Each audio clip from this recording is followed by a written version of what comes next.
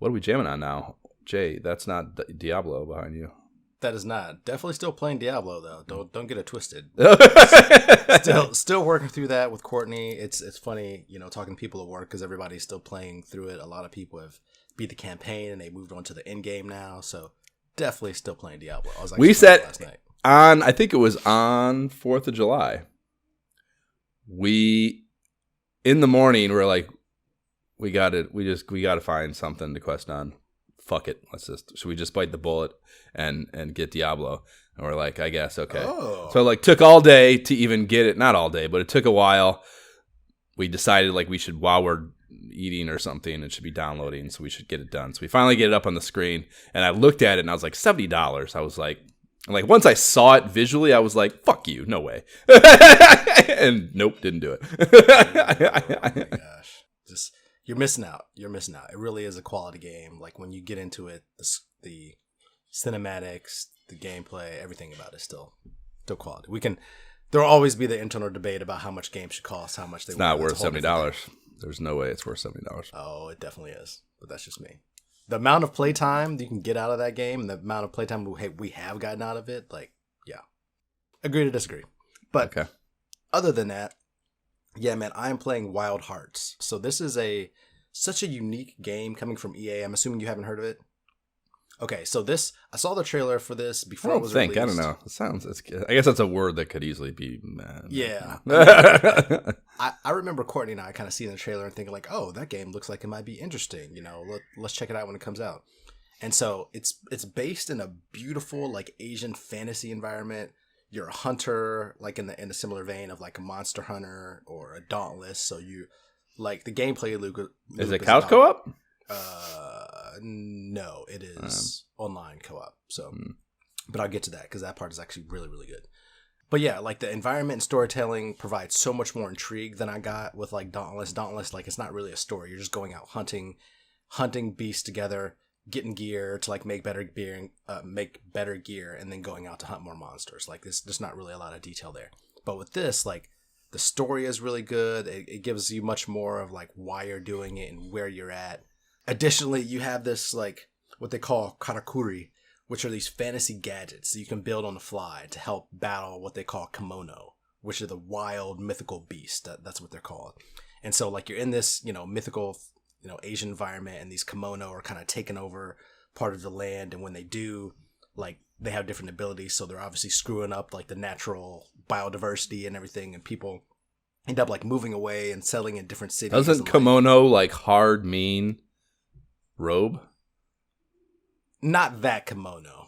Not kimono, that kind right, of kimono. But isn't that what the word means? It's spelled different. That's all okay. I know. It's spelled different. Copy. Sounds the same, but I know it's a different word. Because even when I first started playing the story and they were talking about these kimono, I'm what are they talking about? And then when I came across them, I'm oh, these are the kimono. I get it.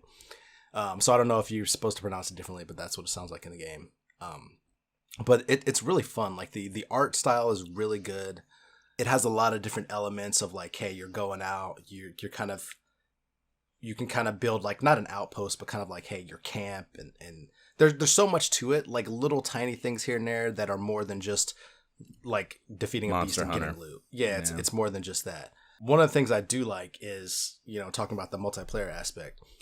You can much more easily call on players to assist you with taking down a giant kimono, and everybody gets credit for slaying it. So I know you didn't play Elden Ring, but calling for assistance there is so freaking hard because you have to find somebody who's at that exact same point trying to fight that exact same boss, and then you have to stand on the thing to try to hope somebody I didn't know the call to come. I did not know that's how it was. How the fuck did that ever work? I know a lot of people played the game, but what the fuck?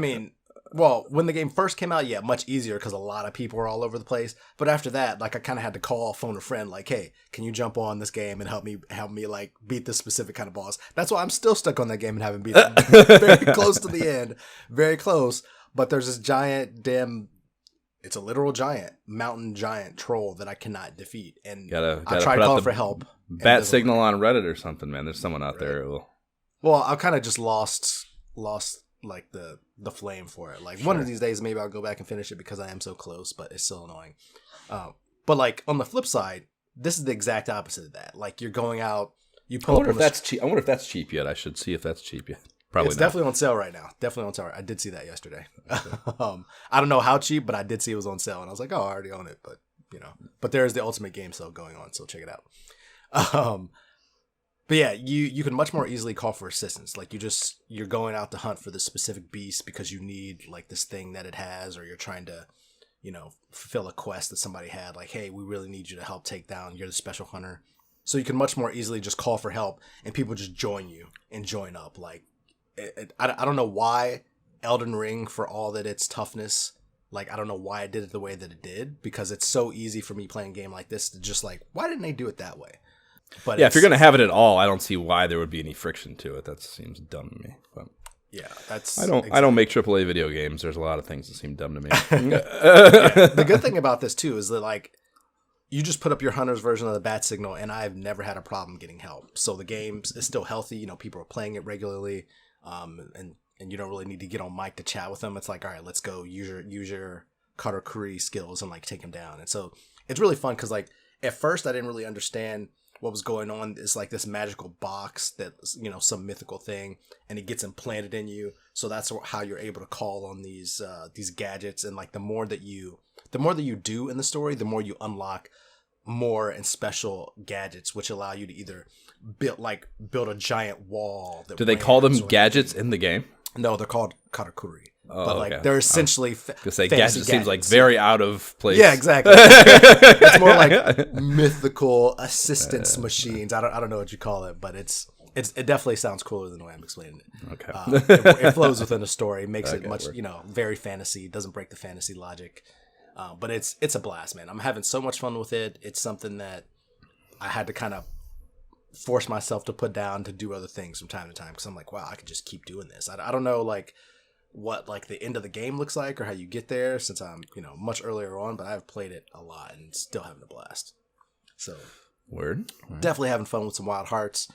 After that, a fun one which I never thought would be as fun as it is My Hero 1's Justice. Now this game is based on the popular anime franchise My Hero Academia. I'm assuming you've never heard of that. No, dude, My Hero Academia is long ago.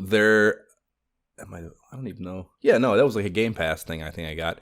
That was I told you it kind of looked a little bit River City Ransomy, and it was like a role-playing game where you had to do, it was set on a school, but you had to do volleyball battles. Or not volleyball, dodgeball battles. I think you're thinking about a different game. No, it's My Hero Academia was the IP for sure. Oh, really? Yeah, that's what it was called. Yeah, and I mean I'm not saying it's the same game. I think I know what you're talking about now. I think I know what you're talking about. Yeah, I played. It was. I mean, I didn't stick through the whole thing, but it was interesting, and I was impressed with the nuance of the dodgeball battles. That was a one-player game, right? Yeah, I think so. Because I think I downloaded it thinking it was multiplayer, and I was immediately disappointed because I wanted to play it with the kids, and I was like, this is single player. Never mind. So, yeah, no, it was. I mean, it was like it's set in this juvenile story world, but the actual RPG mechanics of it were lengthy and elaborate for sure. Okay, nice. Well, this one, based off the same franchise, and so the idea is that, at least with the anime itself, is that 80% of the population has developed what's called quirks. So basically, most of the world has mutant powers, which led to the rise of being a superhero as a profession.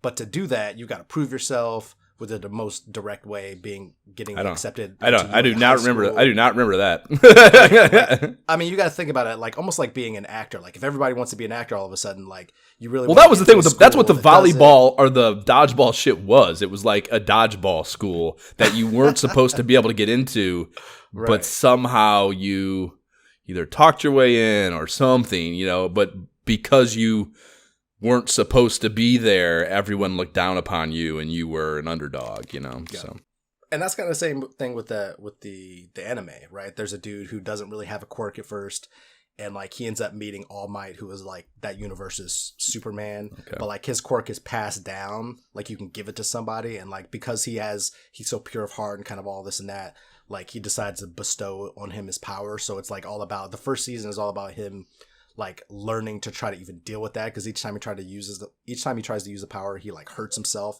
and has to get like, because his body can't handle it, and he has to get like healed. And so my daughter's really into the anime, and so when I saw this as a game, I'm like, hey, let's play it together. And it's actually really fun. This game specifically, though, what My Hero 1's Justice, I actually have that and My Hero 1's Justice 2, but it's a fighting game. So like a 3D fighting game a la Tekken, you know, you're moving around, but like the mechanics are so much better than I expected, because you think fighting, my immediate thought is like, okay, Street Fighter, Mortal Kombat, like something like that. But like, because the whole 3D environment really is 3D, and because everybody has superpowers, you can fly up on the wall, fight on the wall, like there's just so much going on with the physics that it makes it really fun to use those powers. And so I haven't gone through the story yet, because when I went to start the story and I was playing with my daughter, we realized that we're in like season 2 of watching the anime on Hulu, and the point that we're at is before where the story starts. To ruin the story. Yeah, so we're like, all right. She was like, nope, we got to turn it off. Let's get to into season 2. I respect the fuck out of that. Yeah, sure. Yeah, dude. But like, it's so fun watching that, because you know it's anime, so it's fun, it's quirky and silly. But like the game itself, like when I'm in the mood, again, kind of going back to what I said before of like, hey, I want something that's not a first-person shooter, but I want to fight. It's really good, really fantastical. So anybody who's actually into My Hero Academia, My Hero 1's Justice is a great representation of that. Just really, I feel like I'm taking the show and I'm just jumping in and being able to play characters. So playing the shit out of that. Okay. Next up, a lot. So after we were going through the last Mag episode, and we were talking about WrestleMania and like which WrestleMania was the best. I know some of the disciples on Facebook were kind of talking about that, which is great. I actually jumped into WWE 2K23. You know, again, you know, after playing Creed Rumble boxing, I'm like, I need some more non-first person shooters. I want to fight people, and I'm admittedly out of the loop completely when it comes to wrestling. I haven't followed it since high school. Like, I graduated high school and pretty much never watched wrestling again, you know? So you better believe that I immediately unlocked. You come in, you have like enough gems or coins or whatever it is to unlock a character. So I had to unlock the greatest wrestler of all time, the Ultimate Warrior, first and foremost. And he's all I play with. But I haven't played it a ton yet, so there's lots to learn, obviously. But I am definitely enjoying it. I mean, I'm like, Ultimate Warrior is like an 88, and I'm fighting against people who are rated like 69. Still a struggle, because, you know, I'm getting used to all the buttons because it's so much more complex. But the fact that it is complex, I'm like, man, I can grapple, throw people off the ropes. There's just all the things you want to do as a wrestler, you can. So I can tell this is going to be something that's going to take a bit of a learning curve to kind of get used to all of it, like any other, you know, 2K game, football, basketball, whatever it is. I haven't played it yet, but I feel like I read and see shit that they all tend to be very well received. Like, they're well done games. It's no Madden, if you will. I just kind of wished I knew more of the wrestlers, right? Because, you know, me, it's all old school wrestling. Yeah, I was gonna. I mean, I thought you were gonna say that there's like a story of some kind. I would be shocked to hear that those modes, but I don't. I was gonna say that they don't have like a career thing like 2K whatever I was playing did. I would guess they have that too, but I thought you were gonna say that you didn't know the storylines. I'm like, how can that matter at all? Not at all, man. I've been, you know, I have played it again. I haven't played it a ton yet, so when I do, it's more of like I want to jump into a match and kind of get used to controls and all that. I'm sure, like, if I played through whatever different modes they have, I would kind of learn that, but. If I got like 30 minutes to play, I just want to go like body slam people and drop elbows. Like, let's jump in. Do that? I mean, like, you know, all this AI conversations got how hard, like, you know, things that AI can be tasked with, things that AI can't be tasked with. I feel like concocting believable and organic, well integrated wrestling storylines is well within AI's capability. Right? You know, so it's probably pretty good. Probably are not good, but pretty on par with if you were following real world wrestling storylines. Sure. Yeah, it's probably not far. Yeah, but more to come on that, because I will play through some of the other modes. Like I said, I just had to unlock my dude. I still will have to unlock like Bret the Hitman Hart, you know, the Undertaker, the dudes I liked back in the day, just so I can have some variety of people that I'm familiar with, and not just like the random new wrestlers that Sergeant Slaughter. Oh man, freaking Sergeant Slaughter. Yeah. So for as far as wrestling goes, it's a quality freaking game, and no wonder it's, you know, so highly. Have you seen Marty Jannetty's mullet yet? I have not, but I will never forget that name, Marty. Definitely got to unlock that stat. Maybe you should be able to unlock just his mullet. Just mullet mode. Standalone mullets should be achievable trophies in the game. I agree. But yeah, man, that's kind of it. I mean, I'm also still playing Halo Infinite. I will say, for as much as this game has been maligned and people still talk about like the Master Chief Collection being like the best Halo experience, like Halo Infinite with every season has just gotten better and better. They add more modes, more weapons, more like scenery. It's just gotten to the point where even where I took like a little bit of a break, I'm coming back and I'm like, yeah, I'm still back into this game. Like I thought, for me, it was always about the story and being able to play co-op campaign with my brother and things like that. But it's become much more of a like happy PvP experience for me. Cause I love competition. If I can like compete with somebody in anything, I'm going to do it, so being able to jump in there and really just kick ass and come away with like 20 kills and like 5 deaths is like, yes, I want some more of that. And there's, again, the scenery is so good. The backgrounds, the new environments they keep adding are so well done. I was playing the other day and I was just like, wow, I feel like this is the like coolest map I've seen them introduce yet. And I want to go into these new environments with my existing skill set and just wreck fools. And it's allowed me to do that. So I'll continue to play Halo Infinite as long as they continue to add cool stuff. I'm sure you're not alone in that. Well, I appreciate your showmanship, Jay, to have not brought it up to this point and to leave everyone on the edge of their seats. But the real question that needs to be answered in this segment is, have you played ESO? I have not. Okay. Woo. No more ESO. I'm telling you, man, it's uninstalled. I've even looked from time to time because I still see people on my friends list playing it regularly, and I'm still in the Discord with my prior guild, and they're always looking for people to jump in and do like the brand newest trial. And part of me was like, I kind of want to jump in and just like do this new trial just to do it. But then what do you do? Just go take a cold shower or what? I remember that I canceled my ESO Plus subscription and I'm not resubscribing to that. That was kind of the helpful bridge. I'm like, nope, I'm not doing that again. It's not worth me playing. Like, I'm not going to play the game with that level of frequency anymore. Like I could presumably jump in and do it, but I think I would either have to have bought the newest chapter to play that trial or be subscribed to ESL Plus. I'm like, nah, I'm good. I'll let you guys take it from here. So just to clarify what you're saying there, so it's 2 different models, or you don't need a subscription and to buy these things? No, so you can. So if you have the ESO Plus subscription, it basically gives you like just all the new inventory shit. space and all that stuff that you need just ongoing, which like if you're going to play the game, you kind of need that. Otherwise, you're going to get annoyed with your inventory situation pretty damn quick. But also as a subscriber to ESO Plus, you get all the newest, you get all of the regular updates and DLCs. And but separately, you can just buy the newest chapter Necrom. You could just buy it on its own and just play it without being subscribed to ESO Plus. With other people. Interesting. I mean, you could obviously you could buy Necrom and play it by yourself and, have the new zone and whatever else and not have to deal with other people. But I mean, it's an MMO, so people are going to be there. And if you want to complete the trial, you still got to have 11 other people. So I realized that kind of complicated the matter. And I was like, nope, I'm going to go play some Wild Hearts instead, or one of these other awesome games I have. Too many hot stuff coming out, man. Like Exo Primal was just released this week. I pre-installed it, but I haven't played it yet because I haven't had time. That's probably what I'm going to do this afternoon. Pre-installed. Yeah. I don't usually do that with games that are coming, but like that one, had to do it. It's got like so hold on. Characters. We're talking about. Yeah, I assume you have to pre-order it as well to facilitate. Well, no, this was on Game Pass. Like talking Game Pass first, so I don't need to pre-order it. Just install it. So it lets you download and take up your hard drive space, but the game isn't actually playable yet until it releases.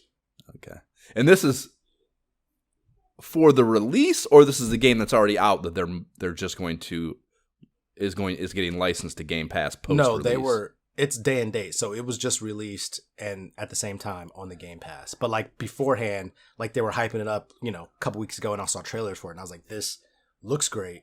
I will pre-install it because I guess it's good because fuck space, who cares? And two, like, if you're excited, you don't want to wait for the fucking those things take forever. So I get that, but it is funny. Well, I used to be like a space hoarder, so I would just leave all my games because I just wanted to be able to see all the games in one place at all times. And I realized I can just reinstall them if I need to. So I just uninstalled stuff I'm no longer playing to actually free up space on my I like to have the library there at all times at any point. And then I realized, am I really playing Destiny 2 again? Like, am I really going to keep playing it? Probably not. That's 150 gigs done right there. I am just as thorough and minimalistic with my digital real estate as I am with my physical real estate. I am very good at, nope, throw that the fuck away. And it makes me feel good to do so. Lots of games, lots of jamming. What about you? I haven't really. It occurred to me last night as I was downloading something new that I have not played a ton. A little bit of that coin game stuff. I found. I told you I'm still finding stuff in that game, which it's just not a big enough world, seemingly, for that to be the case. But I found an entire old school style shopping mall across the street from the carnival. Huge discovery. Nice. And there's obviously we talking strip mall? We talking like internal mall Eastland kind of thing? Okay. No, like downtown Columbus Center like Mall. City Center type. Yeah. Oh, snap. City Center, yeah, sorry.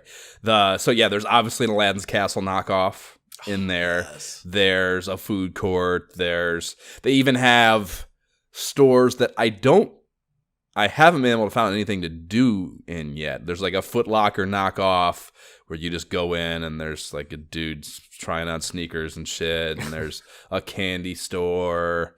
They have, dude, I can't believe this was there. They had, and it's literally just, you're just throwing money away. At least I think, there's no, which I love about this, that there's no like tutorials that you click on. Yeah, it's just like, you just try shit, and then it's like being a kid. You just try shit, and sometimes it doesn't do anything for your life that's good. So, but they have, just out in the hallways, they have a few of those, what do you call it? It's like a funnel that you drop the money in, and it just spins forever before it goes down the hole. Like they're usually like a charity thing, and I think that's how it's staged, but there's no like karma points. Yeah, there's no karma points or anything. At least that I found. So you're literally just, it takes forever too for the fucking coin to go down too. So I was just like watching it, like, man, something better happened, and then nope, nothing happens. Just very, again. But I think that very much captures what it's like to be a child. Just like you see something, no one's around to tell you not to do the stupid thing, and you do it. So you just do it on your own accord, and then you just sit there and pay the penalty. Yeah, just really fucking. So yeah, a lot of cool shit in there. That's pretty fun. And yeah, I'm periodically dropping in to just when I want some of that action. When some of that action strikes my fancy, I'll pop in and play a day or two of that.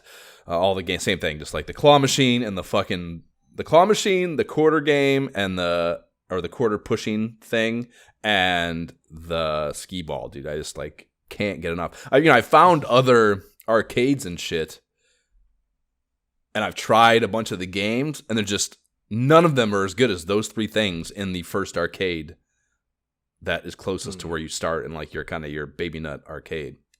I did find also the putt-putt.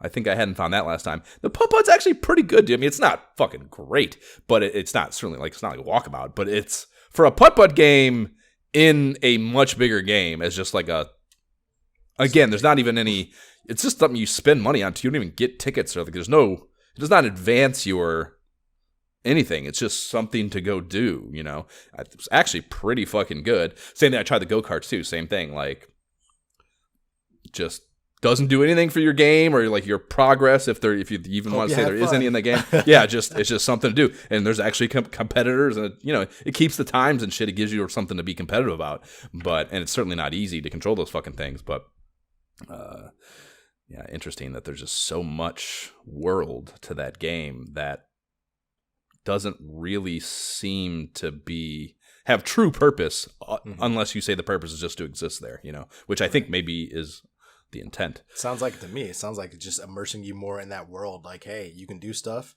It's just going to be for fun. So you're not going to get anything else out of it. Just like life. Yeah, it's just like, wild game. Such a cool, creative thing.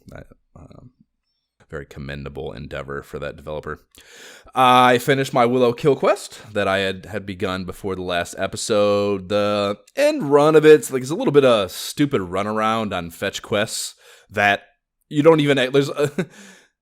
they're fetch quests, you're assigned them, and then at the end of them, you don't actually get to fetch the thing that you're questing for. It's kind of just like a red herring quest. So it's like a lot of that shit towards the end that I could have done without, probably, that I think just slowed down what the actual narrative through line was. It's kind of just busy work, which is not uncommon for NES games, I suppose. But other than that, it's a pretty all-in, solid game that I think...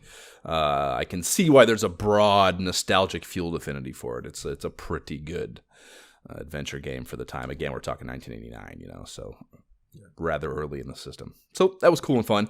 And then the only other thing I really have to talk about, I actually have not played a single moment of Demio or Walkabout, which is funny. It's on the ESO topic there. They have a new one dropping, though, I think on the 20th, so I'll probably jump back in this week. But a new Walkabout or a new Walkabout course? Yeah, I think it's another. What the fuck was the gimmick to it? I think it's got a gimmick which doesn't have me overly excited about it. Something about lasers or something that's like a... Yeah, I can't remember what exactly the pitch text was, but something to do with... There's like a laser... It's like a laser tag. Arena or something, yeah. I mean, yeah, the concept is interesting to me.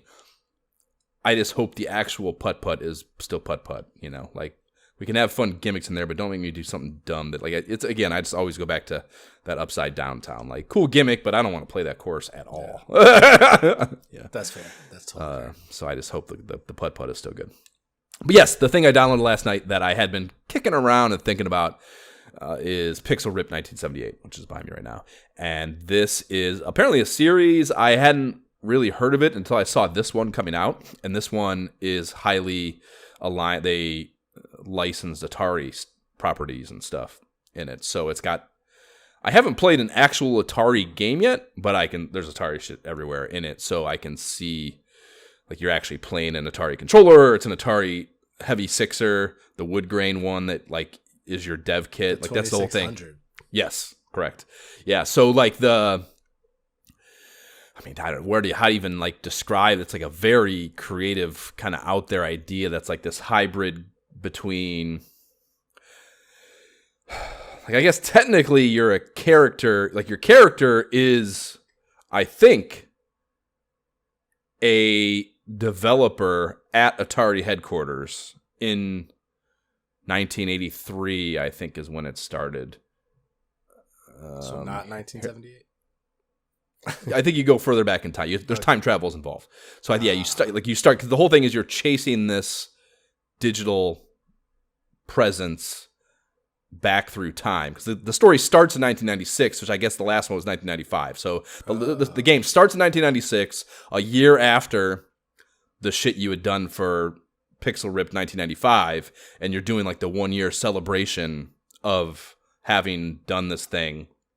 And it's pretty cool the way it gives you the epilogue, or the prologue is kind of you start in this house and you're in a game and it looks like a 1996 a SNES game that you're in. You're even holding kind of an SNES rip-off pad. You're on this tube TV with fucking rabbit ears. I posted the video of this on the thing, and you're explained the backstory in an NES game on the TV that you're just walking by the things in, so the story cards or whatever. So just, a pretty creative way to deliver that, I think. And then you finish that and you have to walk outside your house, and it's you're in a 1996-ish kind of open worldy game, and the characters look like a game sprite from that era. You're talking to people and shit, and you kind of learn a few mechanics, and then some shit fucking goes haywire, and you kind of jump into the real game, which transitions you from that, in a game world to, yes, a developer sitting at her desk in 1983, I think it is, and you have, a dev kit in front of you and a 2600, and there's, a couple carts there and some design documents laying on your desk, and,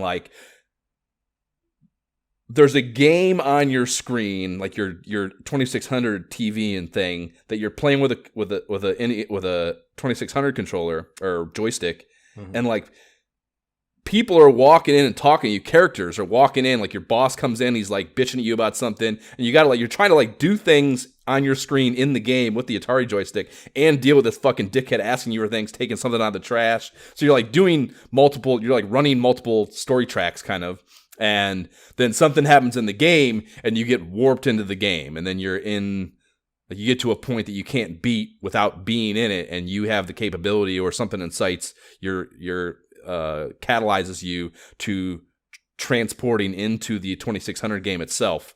And then you're in again. It honestly, it looks, the art style, you'll relate to this, reminds me a lot of Minecraft Dungeons, like kind of that blocky sprite stuff, you know.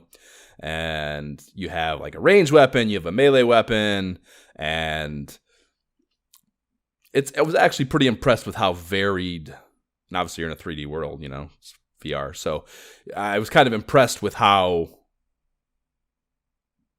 varied, even in this first level, the enemies that I interacted with was, and how you had to use both the melee and the ranged cannon in combined ways to defeat these things, you know. So pretty, you know, and like 4.6 I think in the store. Like I said, it's a series, so they've done a few of these now.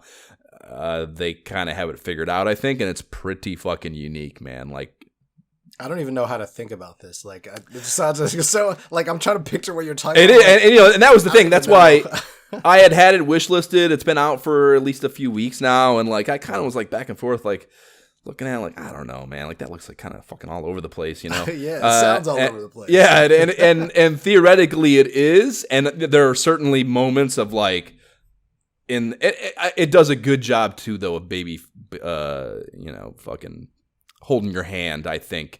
I usually am against that, but I think this, again, because there's so many mechanics and so many different ways to interact with the game and whatever formats to the gameplay that it requires it, but I think it's still done well and tactfully, the hand holding to help you get acclimated to the things you need to do. Like, you know, when your boss first comes in, he's bitching you, trying to get you to hand something out of the trash, like, and you're trying to play the game instead. It's like overwhelming, and it's like he just kind of stands there and like, in a good, well-rooted narrative way, is like an annoying boss. Like you can't keep fucking playing.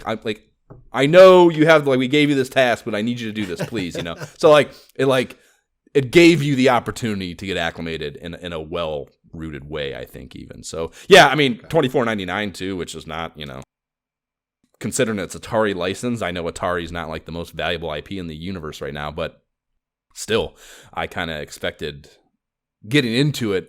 I think that was almost a detractor to me, honestly, that it was only $24.99. It was this Atari 50 license thing, and I was like, for that amount, it's got to be a little half-assed or something, you know? And I mean, I only played in, you know, I was playing it pretty late last night, and I didn't get too far, but it certainly seemed fucking very polished and well done, and I'm pretty impressed. Like I said, all the reviews for it are fucking aces. So, yeah, pretty fucking cool. I think, and I mean, you know, if I can easily see myself, like, if this holds up and I don't get soured by something along the way, when I finish this, I'll buy 1995 in a heartbeat. Okay. Like, you know, so they might have established themselves a long-time customer here with this story. So yeah, very cool. Highly recommend. I posted a few videos of it last night.